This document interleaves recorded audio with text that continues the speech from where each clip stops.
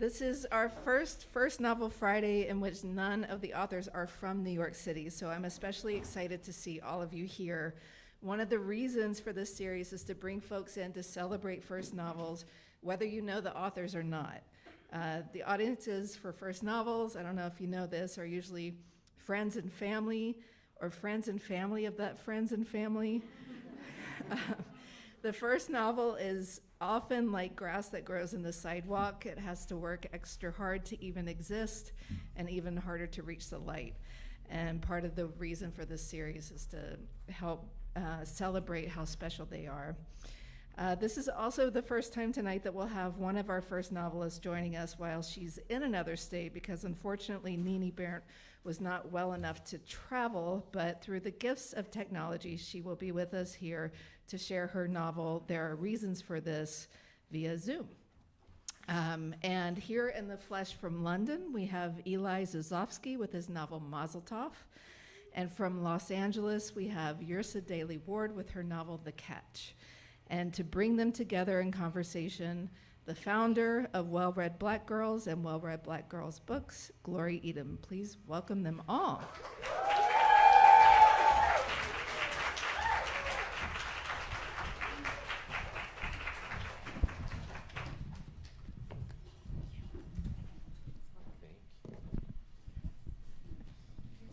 Hello, everyone. I want to thank the Center of Fiction for inviting me to moderate. I'm really excited because we have 3 bold, beautiful debut books. Okay, we can clap again.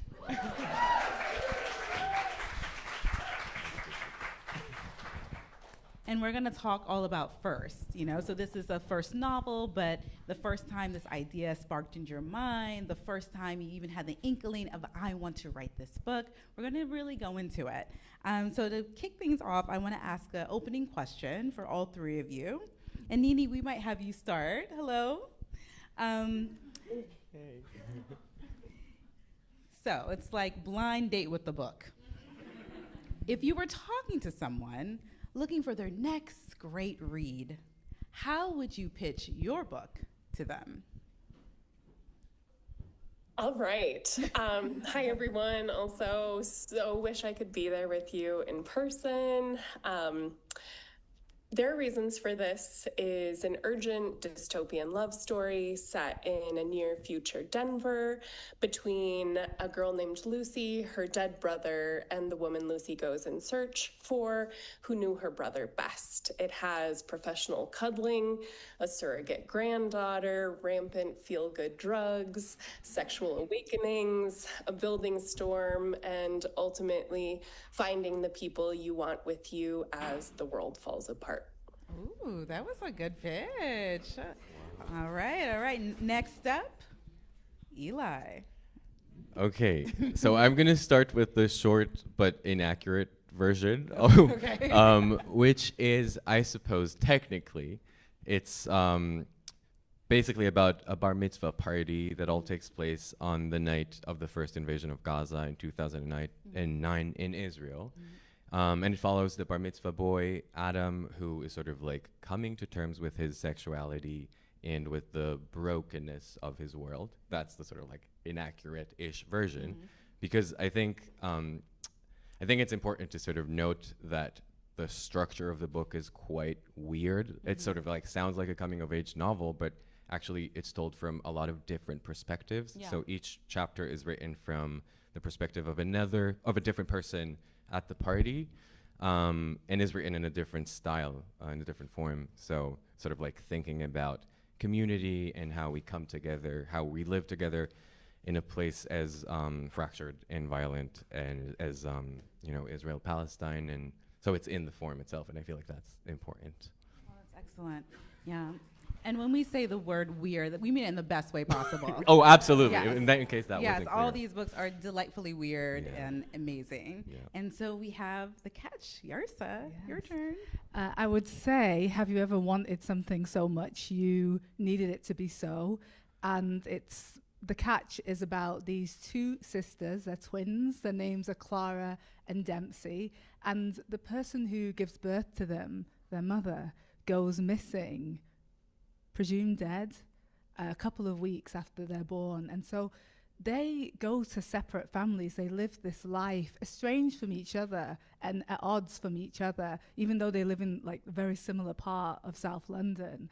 And on their 30th birthday, a woman arrives on the scene, and she has the exact same name, looks exactly the same as their mother, but it is if this was true, it would be their mother if she'd never had them. So she's 30, they're 30. And it's like, how can that be so? And if it's so, is that possible? Could that happen? Clara thinks it's true. Dempsey thinks she's a con woman. And it's like, what's the truth? So maybe we find out. There you go.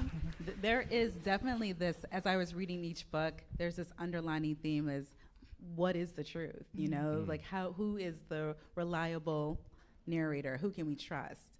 But it allows for so much suspense and heartbreak and love. And I'm not going to waste any time because I want you all to be able to hear their voices firsthand and just get a really rich feeling of their books. Nini, would you start us off and read from your book, please? Yeah, I would love to. So I'm going to read from the first time that Lucy and Helen meet each other, the first sort of time that they're spending together. It was nearly 11, and on the speakers, the music shifted. The room took on the feeling of a savanna, of being hunted, of one being the predator and one being the prey. Helen flung her arms wildly. The music on the speakers was rich, rich and full and ready to burst, horns and drums and guitar and bass and screaming in key. Helen loved it and made her body like a staircase. Lucy wanted to climb her, up her body, up into the attic where Mrs. McGorvey was sleeping, up onto the roof of the house, up to the tops of trees, then to the moon, the outer planets. Lucy had the sloppy footwork of a drunkard and apologized when she stepped on Helen's wide feet. The room spun and Lucy spun along with it. They banged against the walls with the flats of their hands, beat against the floor with spatulas, took wooden spoons to the furniture and beat them. Where had these things come from? How had these things been put into her hands? She had no memory of any moment before the one she was presently in. They opened all the windows and pulled off the curtains. Here, Helen said, and wrapped Lucy's sweaty body in the dusty linen. Lucy was standing tall and proud, and the curtain hung like a cape, and the dust made her cough. It was hot in the room, in the curtain, and Lucy was breathing hard, and between her legs and under her arms, she sweat, and her whole skin felt slippery, not just from sweat, but like it had lost its grip on the muscle and might slide right off. Sometimes Helen would press her face close to Lucy's, growl, and show her teeth. Lucy showed her teeth too, and Helen pushed a finger between them. Lucy bit gently. The finger in her mouth was hard and salty and had a strange, sharp taste. Helen's hair was drenched in sweat and stuck to her neck. Their faces glistened. Lucy had forgotten Mrs. McGorvey and the house and the city. She'd forgotten home and, for a moment, her brother. She forgot what she ought to be doing, what she ought to have said to Helen. "I have to go to sleep," Helen said. "It's almost midnight." She turned up the brightness on a lamp. The savannah was no more, just someone's living room, cluttered and hot and musty and unfamiliar. Helen was a stranger, and Lucy was a stranger to Helen. Only a moment ago she had not been, though. A moment ago they had known something about each other, and the thing they knew was secret and critical. It had happened when Helen pushed her finger into Lucy's mouth. Helen had seen something in Lucy, and Lucy had seen something in Helen. Lucy wanted it back. "Can I help put things away?" she asked, looking around. She offered to rehang the curtains, to replace the spatulas in their rightful place, but Helen said she'd do it in the morning. She was exhausted and needed to sleep. Helen closed the door, and Lucy stood in the hall, reluctant to open her own. Inside Helen's apartment, there was life. There was Mikey, scattered, something he might have lain on, a place he used to sit, things he read, glasses he drank from. At Helen's, there was sound and chaos, and it felt good. Her own apartment was quiet, bare. It didn't remind Lucy of anyone, not even herself. She went down to the porch, not yet sleepy, not wanting to be in the quiet of her own rooms. From the porch, she counted stars, found Mars and Venus, listened to the thump of cars over potholes on an adjacent street. The liquor, that sloshy blend of Campari and gin, was still feathering its way through her body. It was terrible to be drunk and alone. Her muscles didn't work right, her face, everything twisted and bent, and her heart beat furiously in her temples. She looked toward the street, toward the other buildings. In the dark, everything was unfamiliar. She thought of Mikey walking this way in the night, his hands in his pockets, his hair shaggy around his ears, falling into his eyes. Imagined him seeing her there on the porch, waving, calling from the street, "What are you doing here, Luce?" And her just waving back, smiling, knowing. That was the way it was supposed to be. Mikey here and Lucy here, and though she hadn't exactly known it, Helen here, between them somehow. Lucy watched the moon make its way across the sky, half full, shapeless. She sank deeply, sleepily into Mrs. McGorvey's chair. She could hear the frantic beating wings of a bat circling the house. A warm breeze came in. She was nearly asleep when a light turned on across the street. A short, frightened scream. Lucy startled awake and scanned the block. And then, from the second-story window of a partitioned mansion across the street, she saw a man with enormous legs leap, land, and run off into the vast, chaotic night.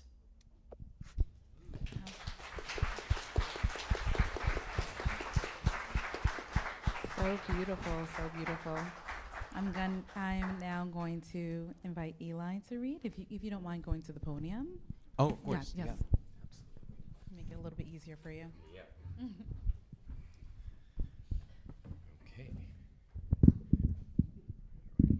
Can you hear me? Yeah. Great. Okay. Hi, everyone. So I'll be reading from a chapter that is basically halfway through the novel. It is told from the perspective of Adam's mom, so the bar mitzvah boy's mom, Sarah, and she's a Virginia Woolf scholar. That's all you need to know, I think. Okay.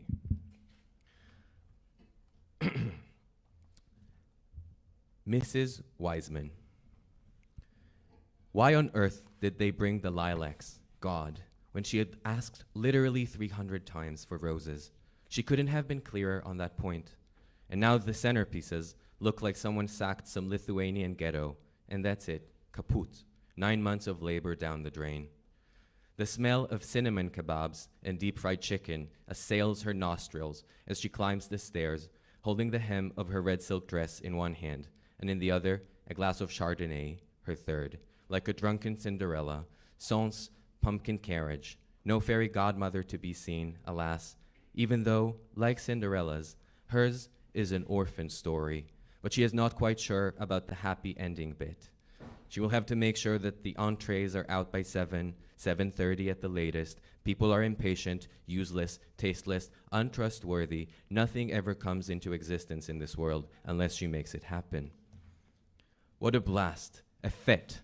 She has never felt so vital, so attuned to the universe and its mysterious ways, fixing her hair, fine-tuning her makeup, running her chubby, sweaty fingers down her dress, traversing the still deserted dance floor with the determination of a drill sergeant.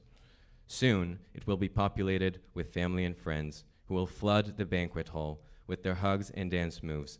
People Adam loves and she despises, or people he had asked her not to invite, but she did anyway, secretly, out of pity or of obligation, or people that she actually quite likes, and Adam has no strong feelings about because he's so accommodating, nothing like herself or like her loser husband, Adam's father, who can't even get along with his imaginary friends, a lunatic in a polyester suit, a scam with legs. She is by no means a believer, but she prays to God he will respect her stipulation and won't grace them tonight with the misfortune of his presence. Because, she reckoned, sadly, far too late, her husband was another confirmation of her long-standing suspicion that despite some cunningly misleading features, flat chests, fast metabolism, greater upper body strength. Despite their I'll fix the car, and I'll unblock the sink, and I'll take the kid to see a soccer match on Saturday, and honey, why don't you put on some coffee in the meantime? At the very root of their existence, men are weak. Sheep in wolves' clothing. False prophets of fabricated confidence trained by our culture to speak their prophecies in deep, low, reassuring voices. They've learned to wear black ties and formal trousers just so they can hide the fact that beneath their suits, their underwear is soaking wet. She wanted him to prove her wrong. She thought he would when he nodded at the tartaria where he took her on the first date. As she carefully unwove the fine threads of her past, already oversharing 20 minutes into the conversation, narrating her personal Les Miserables and grinding Parmesan on her spaghetti bolognese. She told Ishai about the nights in cramped hospital rooms in Jerusalem with her dying mother, and early mornings cleaning stairwells and apartments as an undergraduate. He nodded and listened and murmured, "That's crazy," and "I'm sorry," like several had done before, and his good eyes opened wide. But something about him, what was it? Something about him made her say, well, maybe this time it is different. It was shortly after her friend Orly told her he was a gifted basketball player and a passionate lover, a future lawyer, a notorious troublemaker, but deep inside, a true feminist. You know, one of those very modern men. A true feminist. Ha! Like labeling Diet Coke a superfood. Feminist men belong to that questionable category of 21st century oxymorons, part of that postmodern mythology that she despises, along with monogamous homosexuals, liberal Arabs, and a Jewish-loving Germany. A virtual reality that exists only within the shrinking confines of cafes in downtown Tel Aviv and liberal arts colleges in rural Massachusetts. Thank you.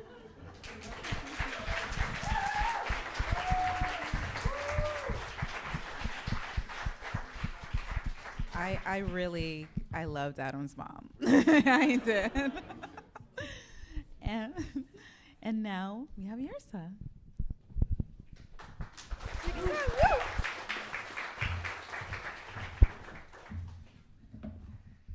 Okay, hi.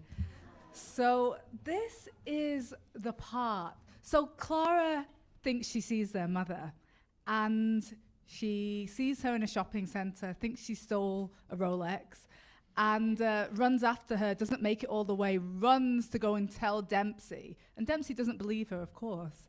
So Clara goes back to where she saw the mum disappear. It's in a block of flats. And she follows where the mother went a while ago, breaks into the flat, and this is what happens. Night has fallen by the time I get back to Drinkwater Towers, set just across from the newsagents, which could be from another time if you squint in the right light. I park my car far up the road. I take a breath, take several breaths, get out of the car, moving toward the house. All around, it is quiet. The streets are empty, but for a man sleeping in a dull red car opposite. Before I have time to double think, I press the doorbell twice, 3 times, then after waiting a while, I call every single doorbell, 12 doorbells.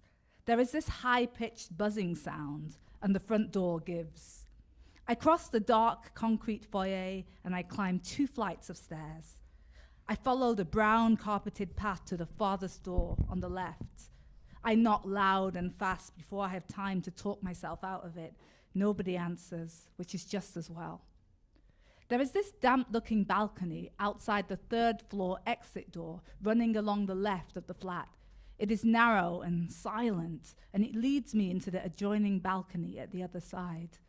Now, I'm facing the room I was peering into earlier. Separating us is a window of cloudy glass. Through the glass, I notice the burnt amber walls of a photo I recognize so well.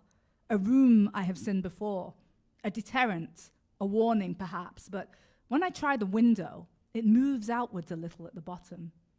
I snake my hand in and unlock the latch, and the window gives from the bottom, a weak lock. In a swift movement, I thrust the window toward myself and climb inside. I place my foot onto her soft carpet, gingerly at first, as though it might be a hologram, as if it could disappear from underneath me at any point. When I am sure that the room is really a room, and its floor is really a floor, I look up and around me, and it is almost as though I have fallen inside one of the photos I know so well.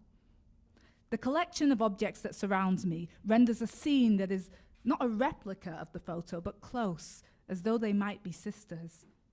There is this empty rectangular patch in place of the large brass mirror, but the color scheme, the feeling of the room, all present, all correct, and I've been here before. I understand that I have lived, or at least dreamed this. The knowing hue of the place, the honey wood of the floor. Even the sound of these floorboards feels tragic and familiar. On one wall, I see this glamour picture of our mother, her tall, slender frame adorned in orange and peach feathers.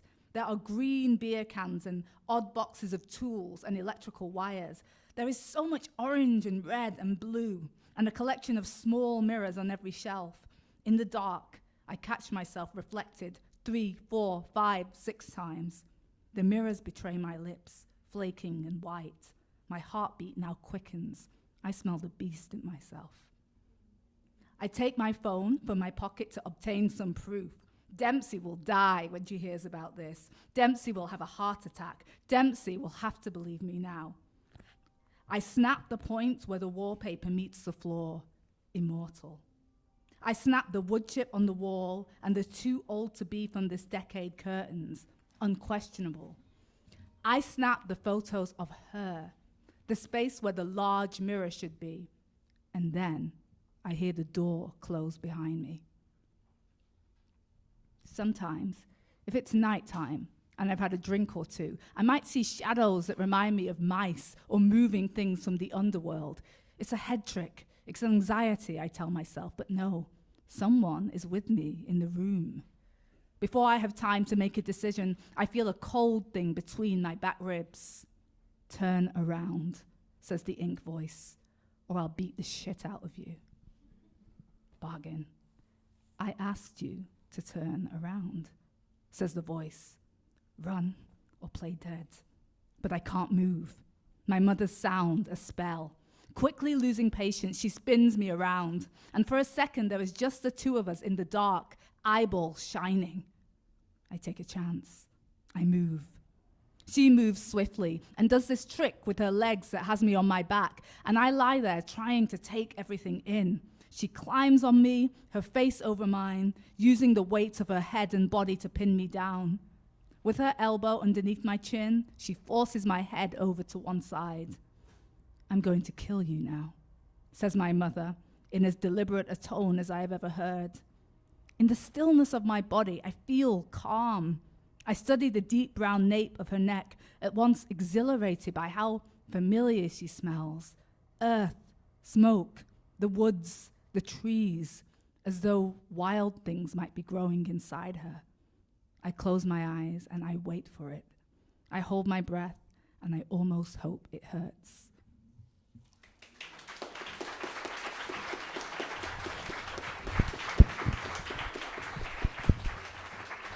Okay, if you don't have the books, you like that was the perfect campaign to get every single book. It's such a beautiful way to experience the novel, to hear you all read. And my first question really is about, okay, and this might sound like an existential question. It's not. I just really want to know, why was this book, the catch? There are reasons for this. Mazeltov, why was this book the book that you needed to write? Big question. Who wants to go first? Sure, yeah, I can go first. It is a big question. I'll try to ground it a little bit. I needed to graduate. So basically I was in college studying. I was double major, as you say in this country. And I studied filmmaking in English. And then my senior year was approaching, and I had to make something that sort of put those two disciplines in conversation. I'd done mostly creative writing within English, so it made sense for me to write what was then a novella, actually, not a novel. And I wanted to make a film. So I did both, actually, and sort of created Mazeltov. That was the first version. And I think I would say it's always good to have a deadline in this sense, sort of like that was my technical motivation. And then I think more broadly, why I needed like existentially or from a literature point of view to write this book is sort of like an unresolved, complicated relationship with the coming of age novel. And it's like love, hate, like I think I'm obsessed with it in some ways, but it always feels a little too narrow in terms of, you know, when I think about my own coming of age, I feel like it involved a lot of different people, and it wasn't just like my own journey that I went on my own. And so I wanted to write something that sort of reflected that, and hence the various perspectives and all that. Yeah. How about you, Yrsa? Why did I feel like I need to do it now? Yeah.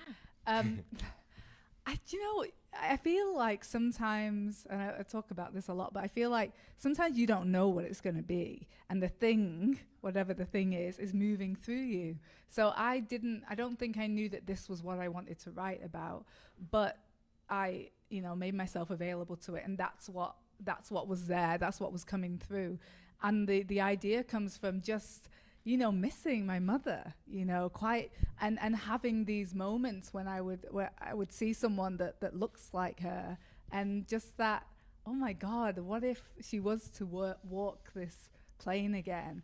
And, what would that be like, just to have like some time with her? And, wish fulfillment, like stories are often wish fulfillment. And there was something in it, just really doing this and kind of a fulfillment of a fantasy. And I just thought, okay, what if she was my age? And what would I like her?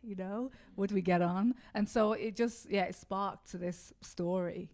I just went with it. Yeah, so beautiful. Nini, can you tell us about what sparked this and why you felt you needed to write this now? Yeah, I started writing this book during COVID, which is ironic because I am sitting here in my home with COVID, unfortunately. Full circle. And I was, Denver changed a lot during COVID. I'm from Denver. I lived here most of my life.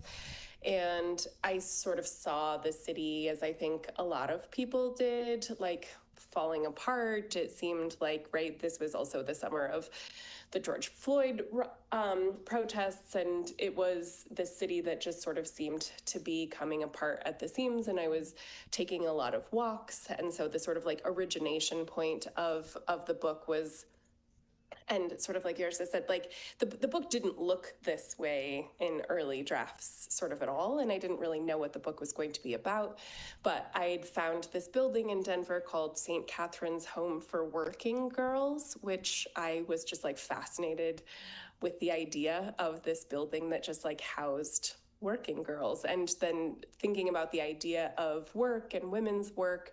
And so originally this building was just sort of populated with all of these women, and the story of Mikey and Lucy and Helen came out of that building. But I think for me, why it had to be this book, I'd worked on 2 other book-length manuscripts previously, and they just never came together. And I'd been working on a book for like 5 years, and it just wasn't coming together. And I started working on this book, and it always felt joyful to work on. Like every time I sat down to write, I was having fun. And even though it's a book about grief and like climate catastrophe, like I had so much fun working on it. And so I think like why it needed to be that book really is, it was the thing that held my attention, and it was the thing that I was excited to come back to every day. And the thing that I was excited to live in. And really that's like ultimately what you need is something that you want to live in for kind of a long time. Yeah, I mean, that's just a beautiful way to put it, that like wanting to live in your creative practice and it fulfills you no matter what the subject matter. So my next question is really about some ideas around craft. I know in the audience we have some aspiring writers. They'd be curious to hear about some of the rituals and practices you have. When did you first think of the idea, and how long did it take you to get from there to here in terms of just, getting it out on paper? Like, what did the manuscript process look like for each of you? Would you like to start, Eli? Well, I know you said you started in school, so you could probably fast forward that part. Yeah, sure. I mean, that initial phase, because it was really in phases, I would say, in waves almost. So that first wave was like a 9-month period, very intense, and I would have, like meetings with my advisors, which was really useful, like just like check-ins, almost like with a therapist, but about the psychology of the book. Writing is therapy. Exactly, yeah. So that was like, I would say 9 months. And then I actually, I submitted it, I graduated, and I didn't even reread it, I think, until like a year later. So like the following summer. Yeah, I didn't do anything with it. And it kind of kept haunting me. Like, I really felt like the characters, I think I'm very like voice driven as a writer. And I sound like a, whatever, but I kept hearing those voices in my head. Like you sound like a writer. Okay, great. And they kind of refused to go away, which hadn't really happened before with anything I'd made. And so I then did my master's, and the summer after my master's, I was in Berlin and I had some free time, and I was like, I'll give it a go. And I spent a few more months refining and revising and expanding. The novella then became a novel. And and then I started like sending it around and obviously like working with my editor and revision, but I know we'll talk about that probably later. So Yeah, so the whole thing, I think it was about a couple of years. I was looking for confirmation. I think it's about a couple of years, but and in that time, but there were spaces, and in that time it would go away, and so it would be with my agent or it would be with my editor. So I love that kind of forced stop, because you get to live life and experience more, and then you put your new experiences, the months, the things you've seen inside like the new version.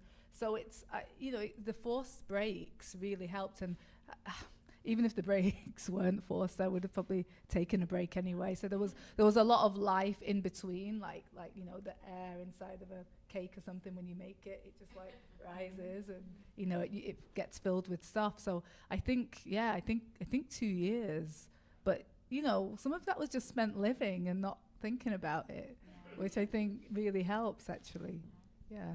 Nini, did you have the similar experience of like some forced stops or some iteration that was happening to help you get to the final space? It was about 2 years for me also. But like I said, it was a very different book. It was like sort of originated as almost a collection of linked stories. And I worked on edits really closely with my agent. I have a really phenomenal editorial agent, and so we worked really closely throughout most of the process of getting to this now book.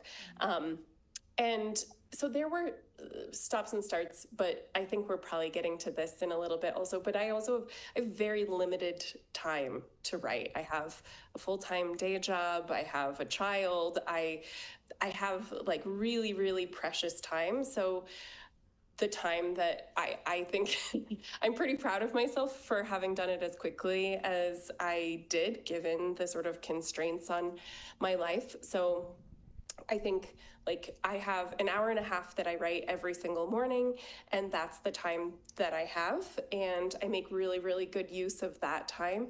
So the starts and stops were necessary, but I think for me, maintaining the momentum of this book was really important, and I think part of that was like in the joy of discovering and trying to piece this story together.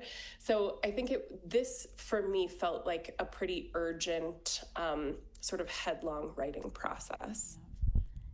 You know, the more time I spend writing and thinking about like just my creative practice, I feel like I've started to lean more into rituals and superstitions. And so just humor me with this question. You know, do you have any things that you do?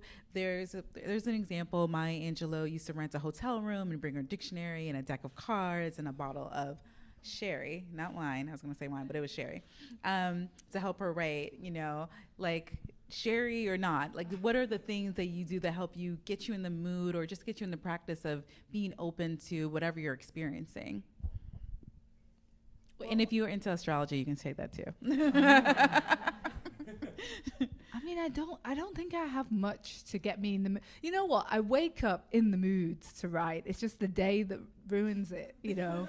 So, you know, and people and like, you know, bills and stuff like that. So as long as before my contact with anyone, that's my sacred time, you know, and also when I've been dreaming, like I'm a heavy dreamer, like every night, lots of dreams, you know, tapestry of dreams. So it's like, as soon as I wake up in those wee hours where, you know, it's kind of elastic and still dark and everything's still twinkly up here, and then I just lose it as the day goes on, you know, it gets like less and less and less special. So I would say capitalize on that morning time before anyone's spoken to me or I've done anything or I've looked at any, you know, the scrolling stuff that shrinks the brain. So as long as I just get to be inside of that and it doesn't last long, but just taking that time, even if it's an hour, but getting that time that's just I'm close to the self or the spirit or so whatever gives me the stuff to write. Yeah. I'm closer to it in the morning.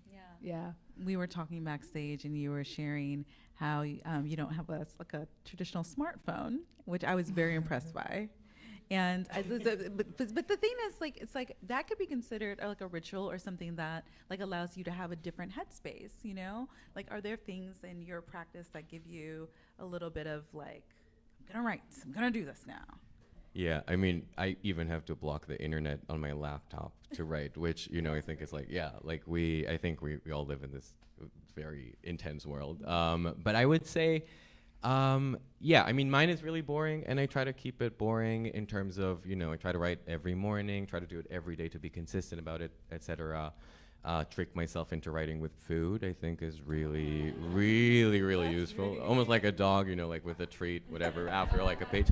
But I will say, interestingly, so I've spent these past few months living alone in a very remote place in Germany, completely on my own in a village, basically. Like you're like Thoreau or something. Essentially, it's like a residency that I've been doing for about 2.5 months now, and it's been really interesting because I think of writing as a very solitary thing, and I actually like can't even write with other people in the room with me. I really sort of need to be in private, because I once heard this writer who I love say something about how writing with others in the room makes you conform, like subconsciously, which I don't know if that's actually true. But are you conforming to what he said? Well, yeah, good point. But I was just gonna say, like, it is interesting that I now live in this place where I actually just don't see people in most days, even if I go out. Yeah. And I feel a desperate need to be in community with people, even just like strangers, and that affects my writing as well. So I think there's an interesting sort of like balance there between being able to find your private space, but also, at least for me, being among others, being with others, and sort of that energizes my writing as well, interestingly. I might love that. Nini, you mentioned you have your precious time, you have your full-time job, you have your child or children, like all these things impact your life, and I'm sure there's plenty that can relate to that experience, whether you have a child or not, since time is so precious. Can you talk about your rituals or superstitions? Also, your sign, no one shared their sign. Aquarius, super Aquarius. I think a lot of people, the morning is super, super important to me. I have no idea how people write at night. I know theoretically they do, but I don't know how those they have operate. insomnia. So I really have to compartmentalize every part of my life. So I write at a coffee shop. I write at the same coffee shop. This is my sort of superstition, is like, I try to sit at the same place. I get the same thing. I know the people there. They know Nini's doing her thing. Nobody talk to her. Don't bother her. Because if I'm at home, my kid is making lunch, my wife is getting ready for work, bless my wife, who has like gotten our child ready for school every single day for a very long time, because that is the time that I have to do it. And I sit there for my hour and a half that I had, and then before I get on the bus to go to work, and I do it every single day. I do not skip a day. And I think that discipline is so important. I think that you do it even when, right, the spirit is not moving you. Like, you do not know what you're going to put down on the page that day, but you still sit there and you do it. And it's the thing I think I tell my students so often is like, if you're not working that muscle doesn't get stronger. And you have to be doing it, and you have to be consistent. Because nobody is ever coming after you saying like, hey, where is your work of staggering genius that everyone is waiting for? Like, you do it or you don't. And creating that practice and having that discipline is the only way that you ever get it done. Yeah, agree. We agree. I want to get into some more questions really about the other writerly things that you all do. So let's talk about revision, because we do have talked about editors, and there's some incredible editors in the room. What did you learn about revision both before and after you started writing with your editor?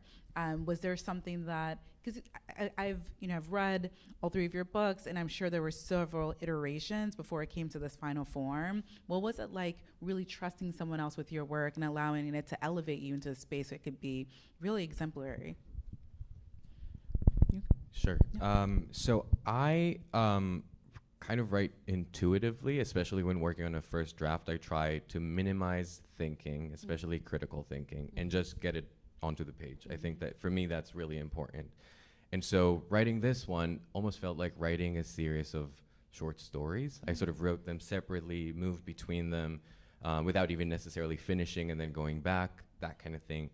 And then revision was really where the time when the book sort of took shape, and I think of it almost like as a symphony. Like, it almost became, like you have different instruments and different movements. And with the help of my editor, we sort of found ways that are hopefully not noticeable, that are just like texture, where the different stories sort of like converge and intersect, and even on a musical level, almost like echo on each other. So that really happened in the revision process, and I don't think it could have happened before. Like, I sort of needed to have each chapter separately almost, and then to think about structures and those sort of bigger questions. Yeah, no, it's beautiful. I like the symphony metaphor. What about you, Yrsa? What was that? Oh, it was. So I'm not just saying this because my editor's in the room, but I'm not. I had an incredible editor, just really smart, and I felt that intuitively before we even started. But there was just something about you're with your work for a long time, and it's an oddball book. See, it was lovely when someone came in and was understanding what was going on to begin with, and also it made it less lonely, and my editor understood it, and it was really validating, not to just be in this like quagmire, and just somebody who understood it. And also there's so much detail and kind of shiftiness that it helped to have someone be like, no, I'm following you here. You haven't just gone off at the deep end. So it was really great experience, and I look forward to doing that again. It was new for me to work like that, and I really enjoyed it. I mean, I feel like the bond between editor and writer, when it's good, it's so good, and it can be a lifelong partnership. Nini, can you add and talk about your experience working with your editor? Yeah, I think I worked with my agent in an editorial capacity so long and so closely that by the time I think we got it to my editor, we had a couple of fairly substantial edits, but things were pretty much in place, but that really is because I'd worked so closely with my agent on write drafts. It was a lot of write the first 50 pages again, write them again, right? Like there was a lot that happened during that process. But I really love that collaborative process also. I think that there is something really nice. It is such a solitary thing, right? Like you are mostly sitting in a room writing into this void, and then when you get it with other people, feeling like that validation of this is working, this is, and somebody's seeing through the pieces that you don't see, right? So my agent would say something like, well, why doesn't Lucy, or why isn't Mikey Helen's client? And it's like, oh, well, yeah, like that makes sense. It's not that she's like pulling something in that doesn't already exist. It's there. It's just like certain things that I didn't necessarily see right away.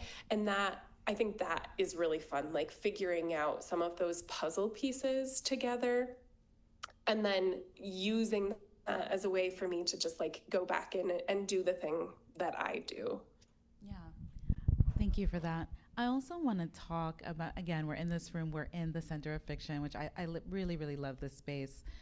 Whether you're a member or just coming in for coffee, it's such a great community-oriented literary space, and it's about resources. So people can come into the library, they can like write here, and I really wanted us to talk about that a little bit. What were some of the resources that you had throughout your career, especially this being your first debut, that helped you get to, you know, just the next level? Did you come to the Center of Fiction? Did you do an MFA program? Or did you workshop with people?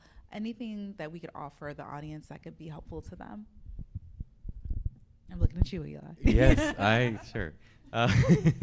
Yeah, I mean, I think it's a really important question that often kind of gets overlooked. My sugar daddy was, until last Thursday, academia.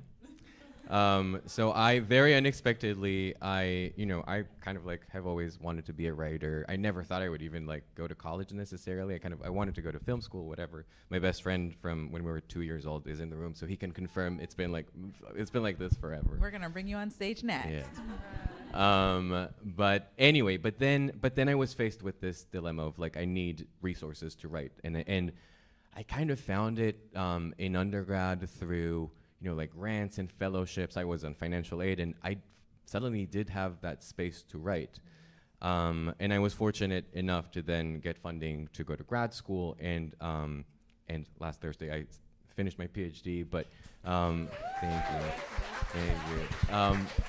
Yeah, but it's like a weird thing for me because I never thought like that wasn't like I wasn't invested in academia in any meaningful way. I never wanted to be an academic, but I did find within academia that the sort of space that exists almost like outside capitalism a little bit, in the sense that when I was writing, I wasn't necessarily thinking, is this going to sell? Yeah. I was more, because I was funded, I wasn't like wealthy, but I got money every month into my bank account, and that was for and so I just and for me, that I would say that's the most important resource.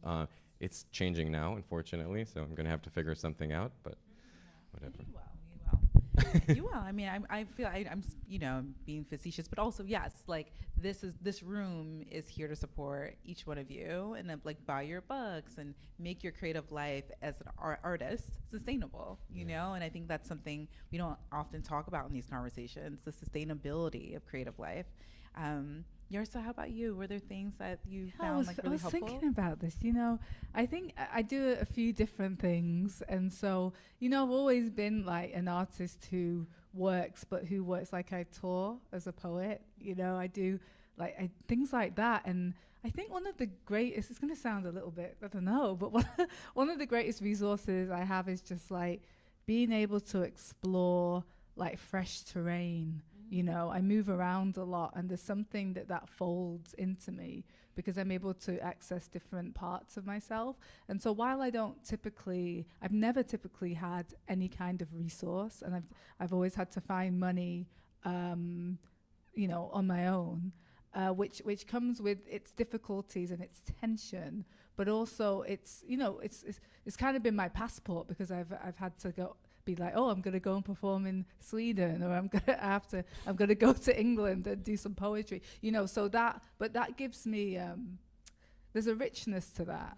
It's not for the faint-hearted, but there's a richness to that, and I think also just having the couple of years to write this meant that there was space as well. But I've always kind of been a person of multi jobs. It's just the way I've always done it. Well, just such a multifaceted artist. One of the things I love about your work is the writing that you offer to the public. And I know a lot of people look to you just for inspiration. Like, I follow your Substack. Just reading online that you make the creative life feel possible. So I just want to offer you that.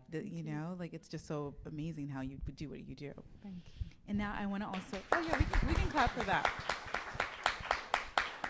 And I want to offer that same question to you, Nini, especially because you also teach and you work with students. What are the things that you're telling them or suggesting they read, they really immerse in themselves and to just build their discipline as an artist?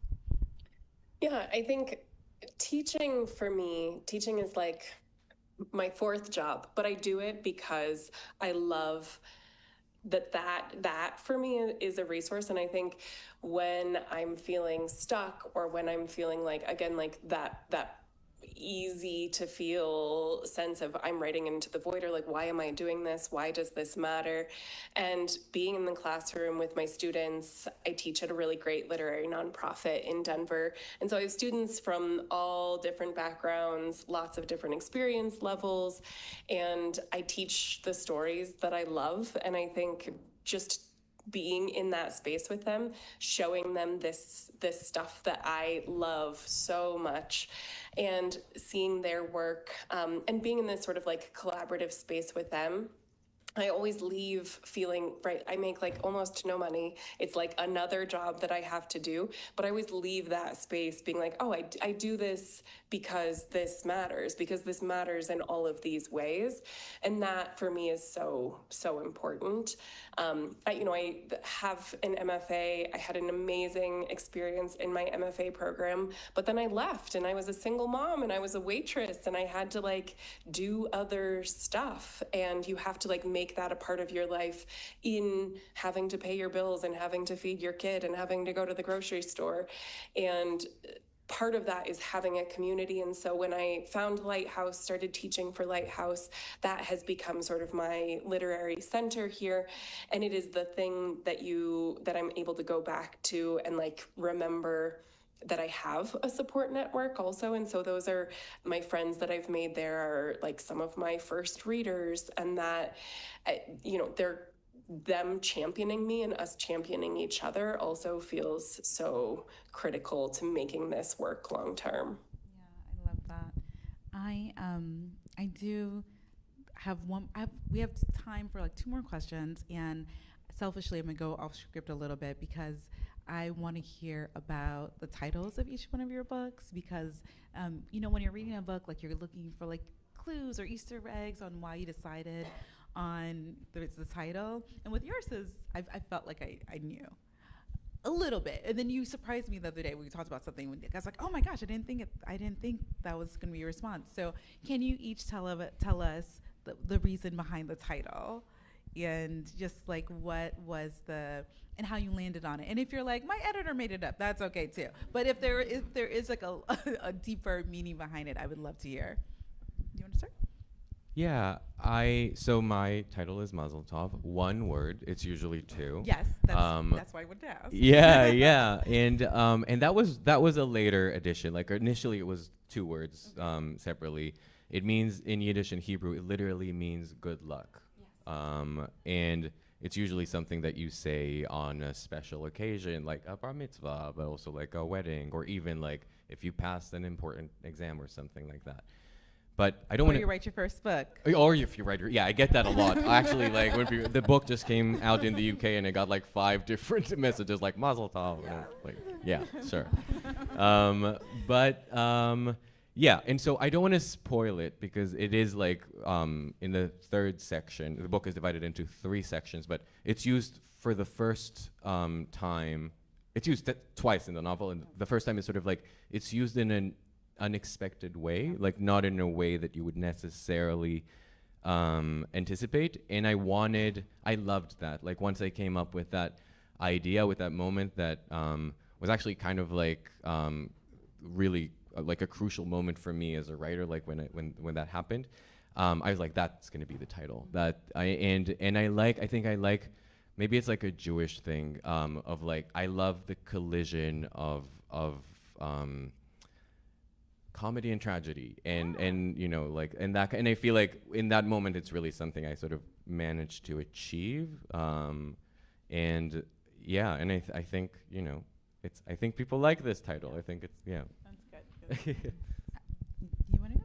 Yeah, well, life just has so many catches. You know, you get something and then, you know, you kind of mourn the end of that thing, or you get something but the small print, or, you know, and in this, I mean, the initial, I guess, when the first catch is that this person arrives who could be their mother, but then she's their age, so it's like, this is the catch. But then just lots of catches, like how something is as smooth and maybe the catch in the fabric, or just little, I guess, little fissures in everything, and little things that come to upset the line you might be on, the straight line you might be on. So, and also when you think you have something, you think you have something like the catch in you think you've got a good catch, you know, romantically, and then you don't, you know, that kind of thing. So yeah, it means a lot of things, but you have to read it to sort of find out. Nini, what about you? It was always the title was always, there are reasons for this. And I think it was a line that just like kept coming up, not even necessarily in this, but just like in my work. It was a line that I feel like I kept repeating. And I think thinking about the sort of, this falling apart world, and when we think about, right, like the just constant onslaught of this constant onslaught of fears, existential wonderings, and there are reasons for them, but they're also so big that we can't actually contain them. We can't actually hold them. So when we think about, right, like the climate, when we think about addiction, when we think about love, when we think about loss, when we think about, right, like all of these big things, there are reasons, but the reasons don't actually are sort of meaningless, right? Like the reasons don't actually change the way in which we're experiencing those things. And I think that there's then also this like powerlessness that comes with whether or not we know the reasons, that doesn't actually change the outcome for us. And I also just love it as a line and as a title. We do too. You know, I just want to give each one of you just a closing opportunity. If there's anything you'd like to tell us, or if there are ways we can support you, we're going to buy the book. Just let us know. Shout out your Instagram. Let us know. I know you're not on Instagram. Give us your emailing address.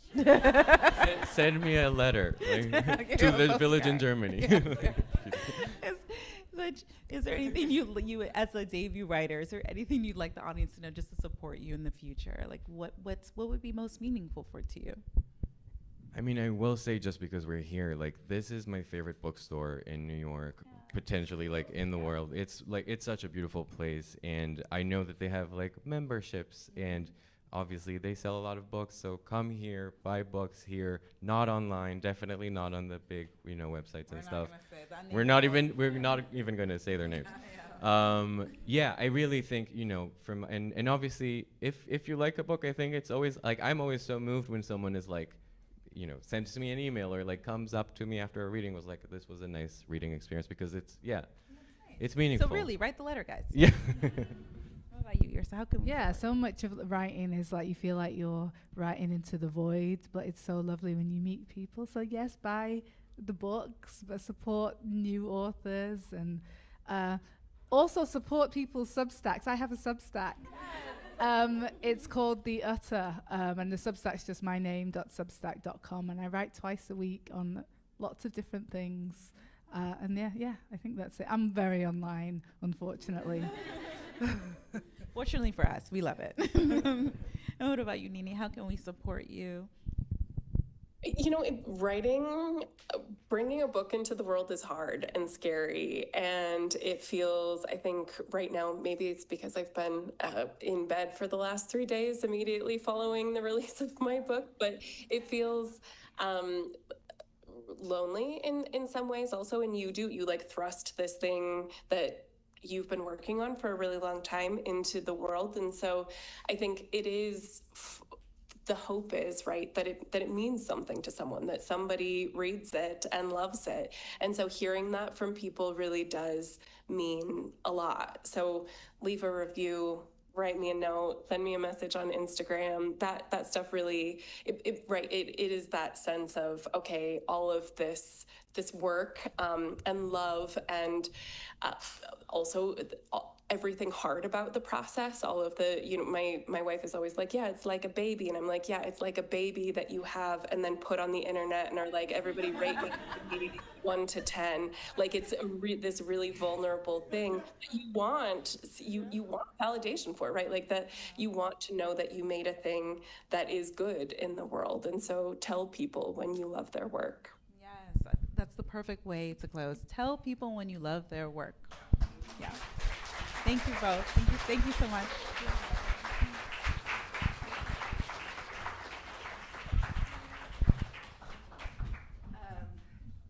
Thank you. Yes. Glory, that was wonderful, and congratulations, Yrsa, Eli, and Nini. Thank you for hanging in, even though you don't feel well, and joining us. You hold your books up. I'm holding yours, Nini. All right. Now, let's give them another hand.